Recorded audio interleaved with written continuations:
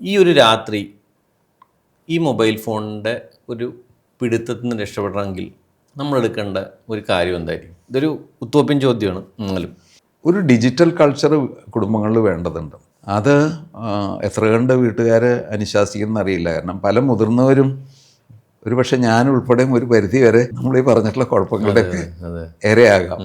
അങ്ങനെയാണ് ആ ഒരു കാലഘട്ടത്തിലാണ് വരുന്നത്. പക്ഷേ എത്ര മുതിർന്നവർ മാതൃക കാണിക്കുന്നു എന്നുള്ളത് വലിയ പ്രശ്നമാണ്.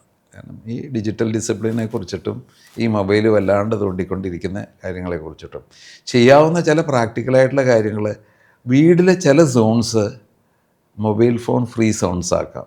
ഡൈനിങ് ഹാള് അവിടെ വെച്ച് ഒരു കാരണവശാലും ആരും മൊബൈൽ തൊടുന്നില്ല. എല്ലാവരും വർത്തമാനം പറഞ്ഞ് പ്രാർത്ഥിക്കുന്ന ആളുകളാണെങ്കിൽ പ്രാർത്ഥിച്ച് മൊബൈൽ ഒഴിവാക്കിയിട്ടുള്ള സ്ഥലങ്ങൾ. അപ്പോൾ അങ്ങനെ ഗാഡ്ജറ്റ് ഫ്രീ സോൺസ് വീടുകളിൽ വേണം. കണിശമായിട്ടും വീട്ടിൽ മുഖാമുഖം മിണ്ടാനും പറയാനും ഉള്ള വേളകൾ ഉണ്ടായേ പറ്റൂ.